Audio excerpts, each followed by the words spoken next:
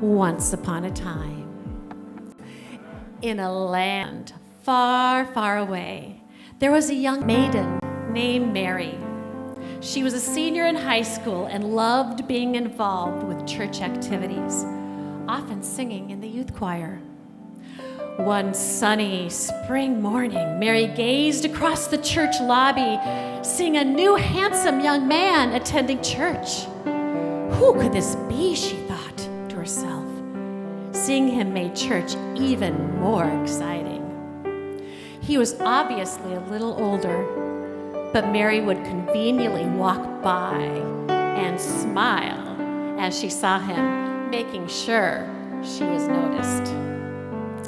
Donald was this new handsome young man, just finishing his senior year at a local university. Donald loved music, especially singing and playing the guitar. He noticed Mary's beautiful voice right away as she sang in the church youth choir. He was interested in getting to know her, but he thought, she's still in high school, a little bit too young for considering a relationship. Then came the start of Donald's senior year.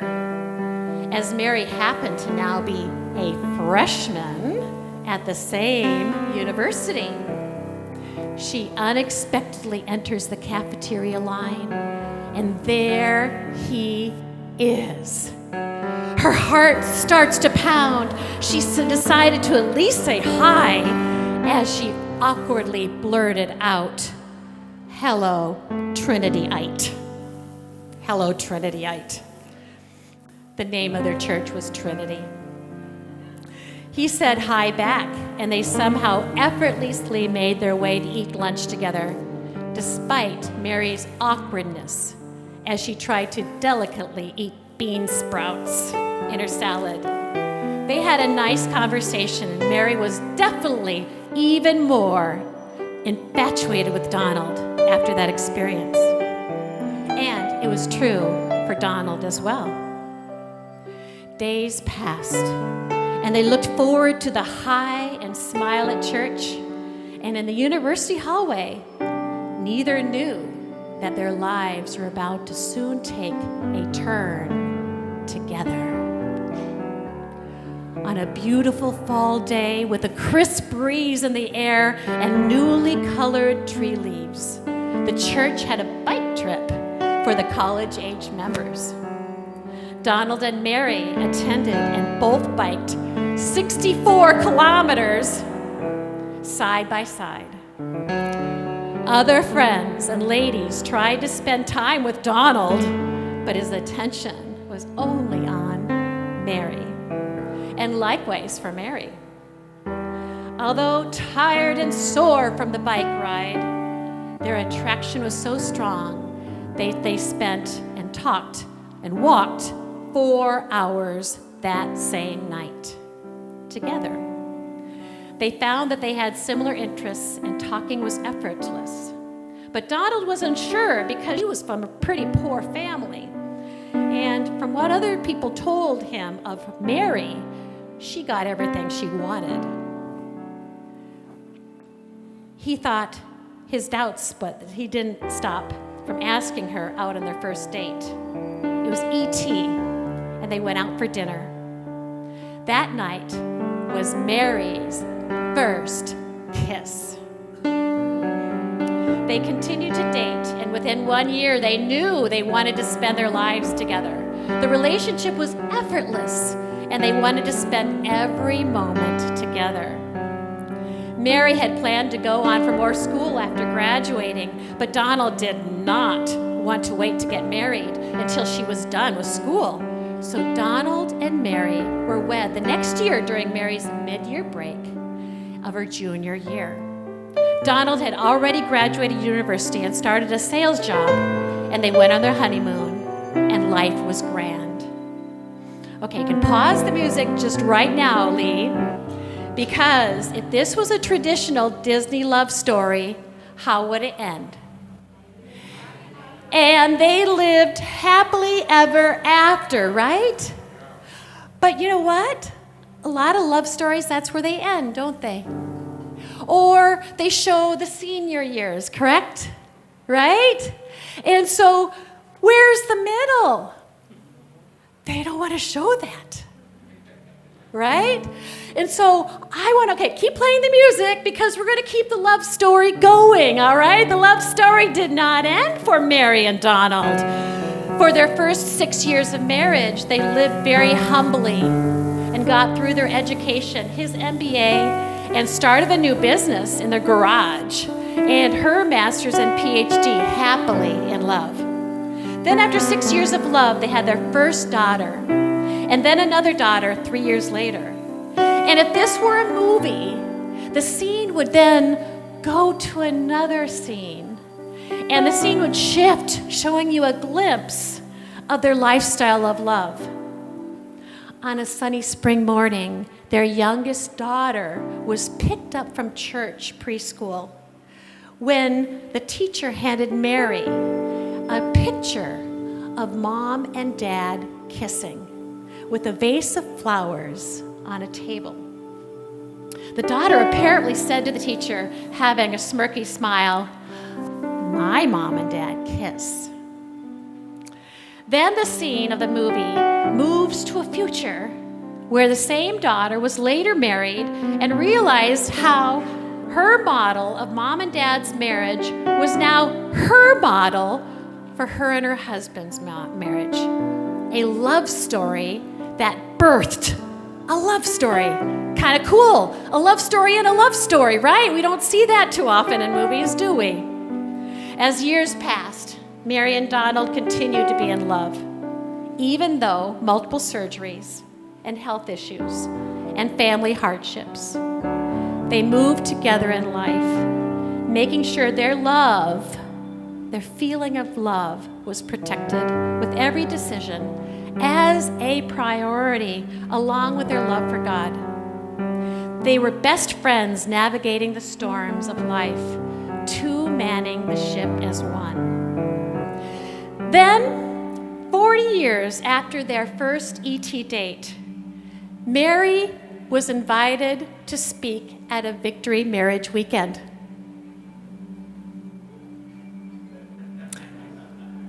It's like, okay, because she and her husband Donald had decided that their ministry of helping couples understand how to protect love, romantic love, was so important. Have you guessed it yet? That's right, you guessed it. I am Mary, and my husband of almost 38 years is my husband, Phil. Was Donald, right? And this is our love story, and it's still continuing. It's not done. And the fun part is that every page is still being written, and today's page includes all of you. So I want to just thank you for being part of our love story and sharing that with us, and especially knowing that you guys have been part of the Four Gifts of Love. That is just touching our hearts. You're going to make me cry right now. And I still have a whole bunch more to say. So, all right, I'd like to introduce my husband, Phil. Hello, guys. I want to share Phil has one thing that he wanted to present. He wanted to alter or give his perspective. No. This is the truth. Okay. This is the truth, Pastor. It's maybe the truth. Yeah, it okay. According to Phil. Okay. But he wanted to share one part. So, Phil, what is your perspective on My perspective when we were dating? on our dating, okay? Met. So, magandang umaga sa iyo lahat. May buntag. Oh, sorry. Sa inyong mga I gwapo. forgot to tell you. He speaks 7 dialects of Filipino, 3 fluently. And if you want to come and challenge him on that, just try and close your eyes. Okay? Because you're not going to see him. You're going to see somebody else. Yeah, you can do a lungo. Yeah. Not as good as Cebu. Yeah. Good morning, everyone. Kung sa English, good morning.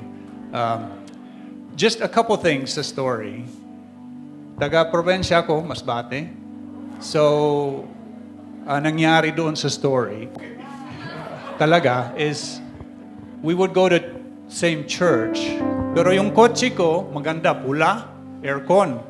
Yung aircon na yan, may butas doon sa ilalim. Lalabas yung hangin sa minsan pag nag-uulan, pasok yung tubig, no?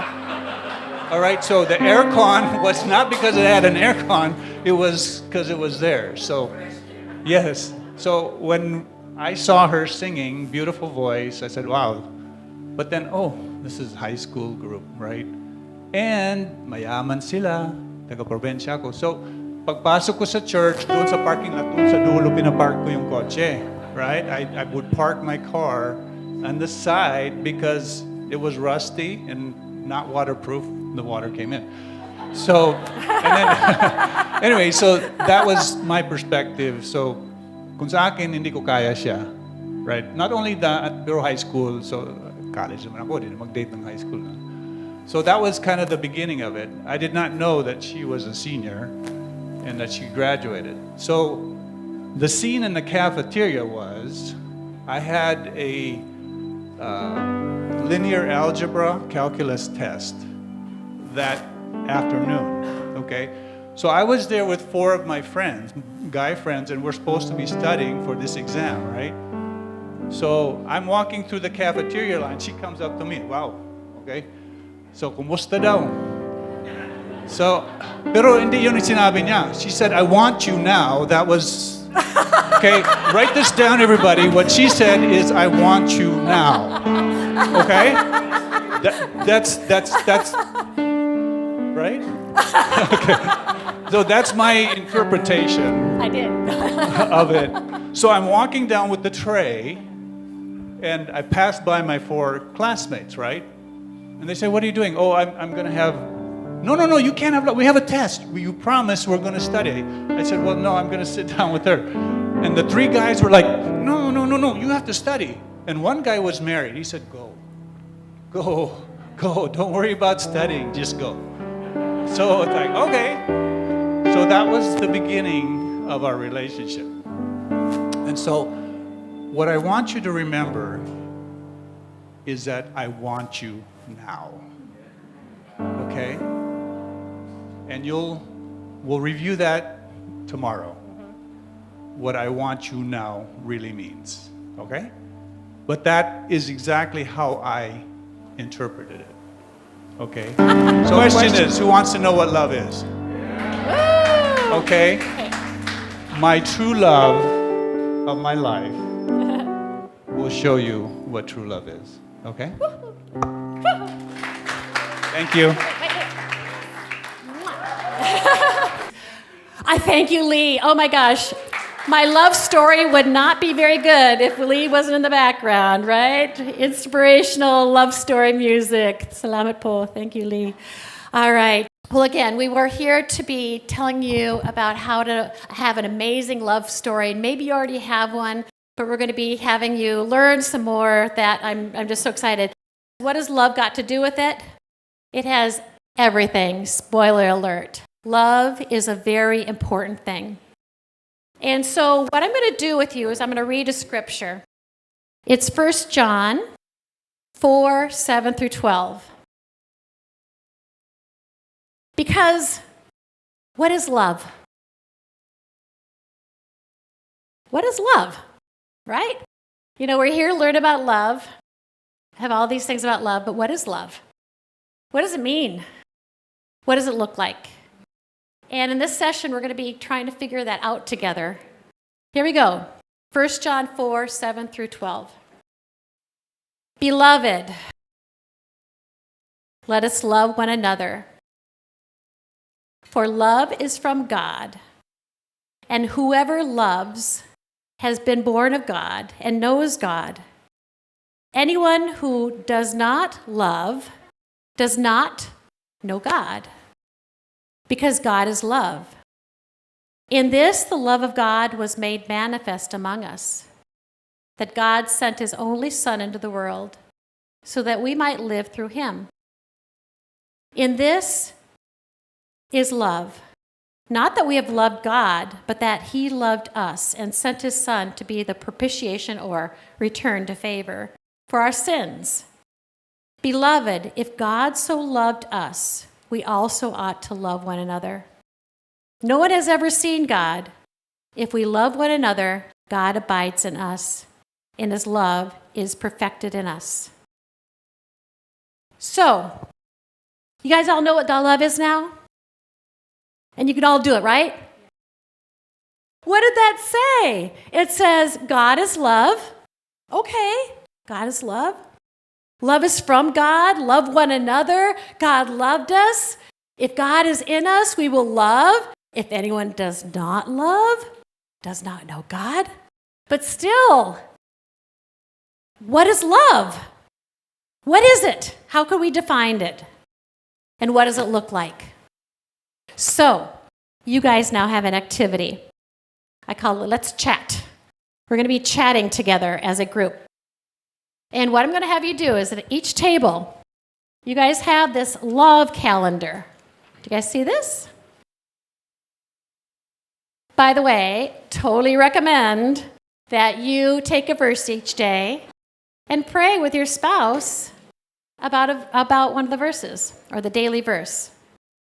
And so I'm going to want you as a group to focus on the scriptures of love. And then I want you to try to define love according to God's template. Here's my challenge. I want you to define love in 2 words. Up for the challenge? But I'd like you to be within your tables, looking at the scripture, talking together, and coming up with a definition of love. And you're going to share some of those with me. So I'd love for you guys to write it down, and then we'll share it in about 5 minutes, okay? So you have 5 minutes. Okay, let's see if we can get some definitions here. Love is Intention. Love is intention and service. Good answer. All right. How about you guys? Patient and kind. Love is patient and kind. He looked ahead in the notes. I love it. Okay. How about you guys? What is love? Love is giving and forgiving. Love is giving and forgiving. Yes. Okay. Do you guys want to have one? All right. Love is encouragement and instruction. Encouragement and Instruction. Love is encouragement and instruction. Okay. All right. Oh, good. We have a hand raised. All right. Yeah. Quality time. Quality time. Okay. We got some more people over here. Love is gentle. Love is trusting. A lot of definitions, right? Okay. We're going to unpack this a little bit more.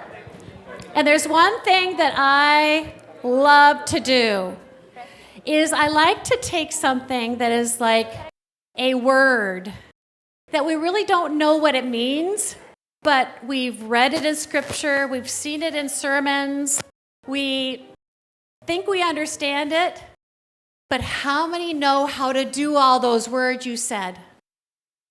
How do you know, can you do them all? How do you endure?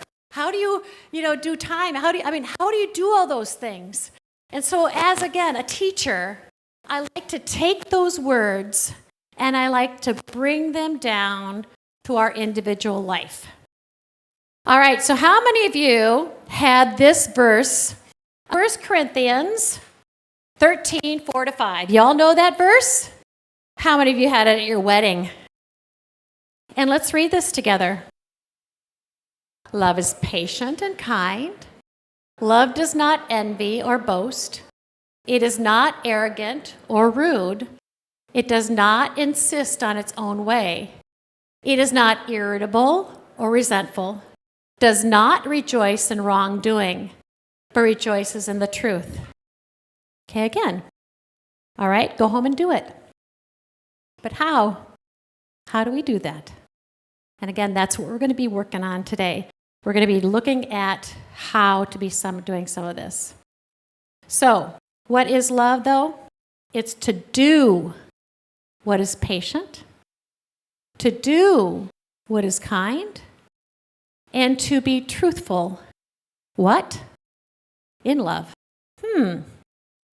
Interestingly, though, I want you to see something. I don't know if you've ever seen it before, but did you know this verse or these verses are more about what not to do than what to do. Did you notice that? We're to avoid, so love is avoiding doing what insists on our own way. I call that demanding or being independent versus interdependent.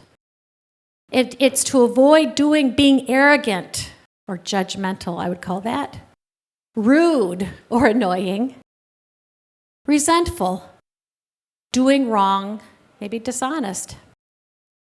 So you see, we have this do's and nots. And so I'm going to define love as care plus protection. Care, patient and kind, rejoicing in truth. It's doing those things. And protection is to avoid doing the things that cause your spouse pain. Today, we're going to be talking about caring love. Tomorrow, we're going to be talking about protection. Now, what does it look like in marriage? What does caring love look like in marriage? Well, there's two types of love. There's caring love, which is the willingness and effort to do. Being a primary source of happiness, I call that care. All right, so care is defined as being a source of happiness. Can we be a source of happiness to our spouse? Of course I can. I can, do certain things for Phil that I know are going to make him happy. But I'm also going to avoid doing the things that will hurt him. Just this morning, we were coming up, and I came up with a topic. I do that a lot. I come up with different topics in my head, and I want to talk about it. And Phil says, oh, don't want to go there, or I'd love it if we wouldn't talk about that. And so I stopped it. Sometimes we don't know, when we talk about something. But it's to avoid being a source of unhappiness. That is what we call protection. The fun part is when you do care plus protection in a particular specific way. You get something special, and that's called romantic love. Romantic love is a feeling, but it is also the symptom or the result or the outcome of specific caring love. If caring love is done in a specific way, you'll get romantic love. And guess what? When you're in love, romantic love, caring is easy. Did you ever notice that? When you're in love, consider yourself think about when you were first dating. You didn't need to go to any classes, did you? You already knew how to love because you were in romantic love. You were feeling that feeling for the person. That's why you got married. Right? Romantic love encourages us to get married in the first place. Romantic love is also something that we expect to continue when we're married. How many of you went to the altar, going down, beautiful bride, handsome groom, and part of the reading or the message is that, guys, once you get married, you're going to lose romantic love. Were any of you told that? No. And if you were told that, what would you do? No, we're going to love each other for the rest of our lives, right? That's the deal. We're going to have feeling love, romantic love. And I'm going to tell you a little bit of what happens in marriages, but it doesn't have to happen that way. I do a lot of research. Everything we do with the 4 Gifts of Love, I've done research on, and I know it's incredibly effective. But in my research, I've also read a lot of research articles. And back in the 1970s, my father, Dr. Willard F. Harley, came up with a concept that was very radical. The concept was that the goal of marriage is to sustain romantic love. Have you ever heard that as your goal of marriage? Well, if you're in the 4 Gifts of Love class, you did. But we don't usually hear that when we first get married, right? That the goal of marriage is to sustain your feelings of romantic love. Now, again, when he was doing all this new theory, that wasn't the concepts. Romantic love was not the concept. It was good communication, conflict resolution, sex life, all these other things, which were good. But it wasn't about specifically how to get people to stay in love from the time that they say I do to the time they end their lives, their whole lifetime. How do you have a love story that doesn't stop at the wedding and they may have lived happily ever after, right? Romantic love. I want to just quickly repeat this. If we say romantic love is a goal, what does that mean in terms of what is your lifestyle? Your lifestyle is care and protection. You see, if your goal is going to be romantic love, what do you have to make sure you're doing as a discipline? As a discipline. We all have disciplines, don't we, guys? I mean, I have a discipline right now because I am pre-diabetic, almost diabetic. I have to eat a certain way so that I can be healthy. It's a discipline. What's the outcome? The outcome is I'm not going to go in a diabetic coma. I'm going to be healthy. This is a discipline to care and protect. It's a discipline. The outcome is health. The outcome for marriage is romantic love. Do you see the two, how they're combined like that?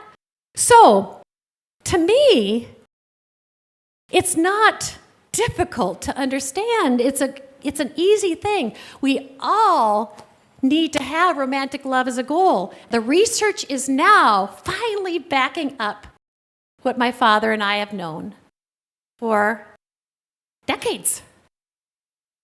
The research article that I just read that came up in 2021, it said one of the primary factors of marriage satisfaction, and again, I've never heard this before in a research article. It's always usually communication skills, They listed what? Romantic love as one of the essential factors. Whoa, they're getting it too, which is a good thing. Did you know romantic love is associated with health? There's actually research, there's correlational research that is associated with your health. Wow. You want to have good health? Start with romantic love. And then do your diet, okay? All right? Did you know romantic love is associated with finances? Ooh! Get your romantic love, more pera. All right? Think about it. All right, mental health.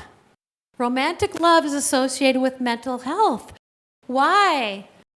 Because when you have the outcome of romantic love, what are you doing with your spouse? Now, again, I know that there's certain mental health issues that are beyond what romantic love can provide, but I'm letting you know, as a psychologist, I've seen a lot of women in particular who are incredibly depressed, not because of other things in life, but because of their marriage and because of the neglect in their marriage. And anxiety because of marriage problems. And so I'm telling you, romantic love is a big deal. It's part of relationship longevity. This is something that my father and I knew a long time ago. Now, you don't have divorce in the Philippines, but in the States and other countries, they do have divorce. Do you know what the primary reason why people get divorced? At least that's what they've told us, thousands of couples. Just don't feel the love anymore. I just don't feel love. You're thinking, wow, you're willing to give up parenting your children together? You're willing to give up a lot of finances because it's expensive to get a divorce. You're willing to give up so much because you lost a feeling? What about your commitment? What about the I do? Nope. Christians and non-Christians, by the way, they say we have lost our love and it can't be restored. Guess what I say to them when they come to see me? Yes, it can, and I will help you do it. And then you know what happens? They fall back in love. And they stay married. Marital longevity is affected by romantic love. I must say, though, there are a lot of people who stay married and they're not in love. How about the other one? Children's mental health and financial security, children's safety, all right? And so much more. Did you know your marriage impacts more areas of life than you ever imagine? Part of the 4 Gifts of Love class, we have an exercise. I'm not going to have you do it because I want you to take the class. But those who have taken it know what I'm talking about.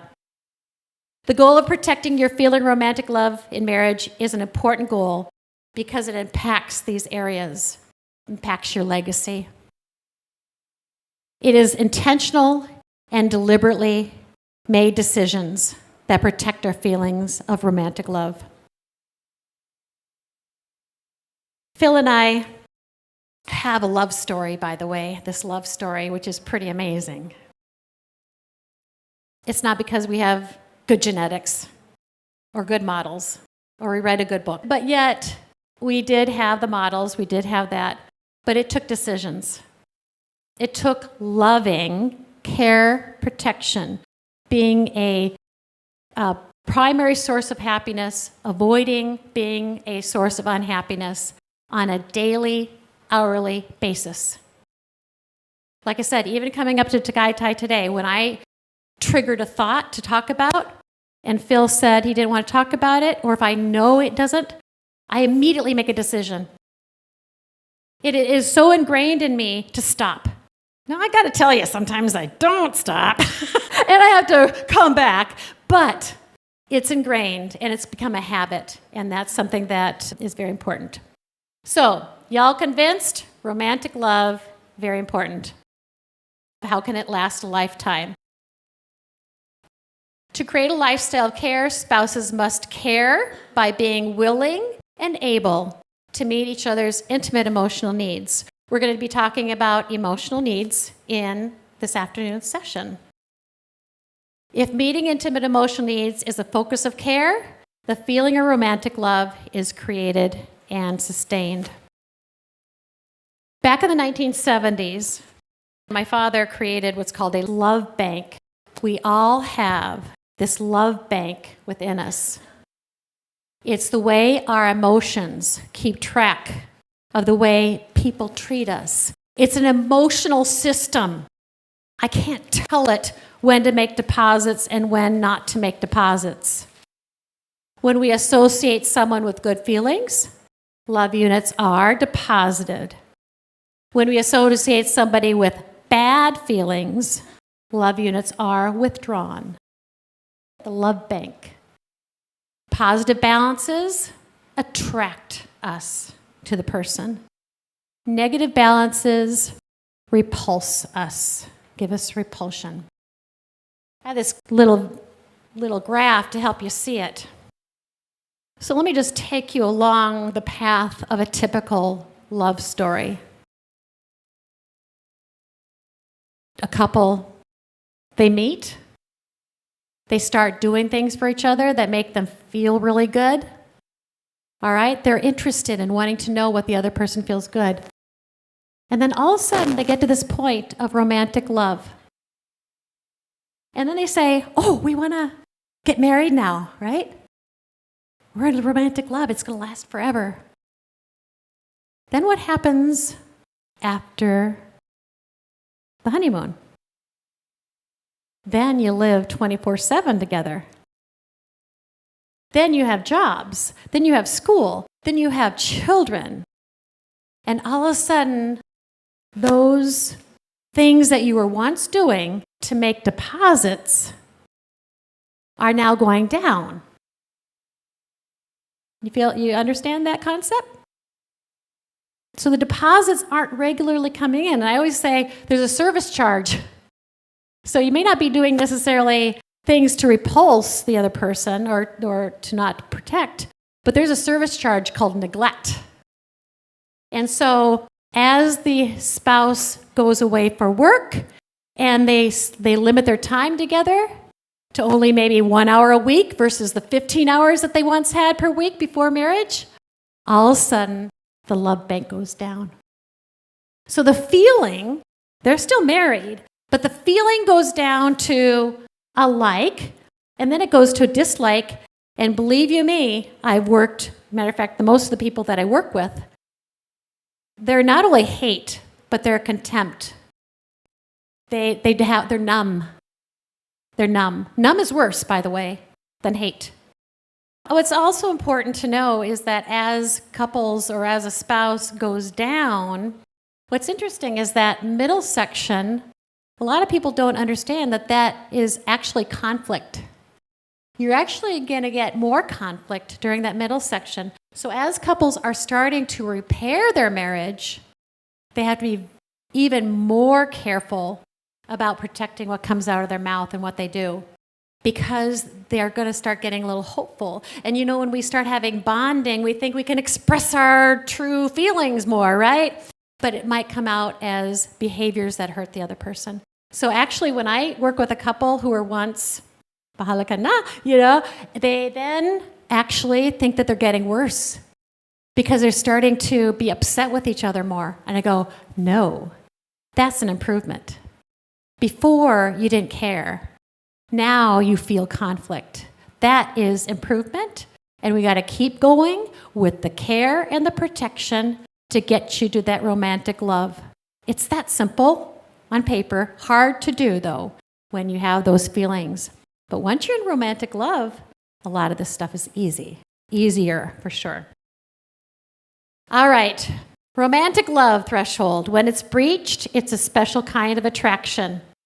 We instinctively want to meet the intimate emotional needs. And it's the fastest way to make deposits, by meeting the emotional needs. Again, this afternoon, I'm going to go over that. So, between session assignments, what can I do today, now, to make deposits and avoid withdrawals into my account in my spouse's love bank, right? It's, what did I do? Focusing back to me. What did I do, or what can I do to make a deposit? Start looking at your behaviors. Are they being a source of primary happiness to your spouse? Or are you avoiding being a source of unhappiness to your spouse? Remember, you have the ability to do that very well. If you guys could say this to your spouse, it would make me really happy. I'd love it if you can say to your spouse right now, I am going to be looking at my behaviors on how it deposits and makes withdrawals. And I'm looking forward to you and for us learning how to do that as a lifestyle, something like that. It starts with I. I am going to be looking at how I'm affecting your happiness and unhappiness.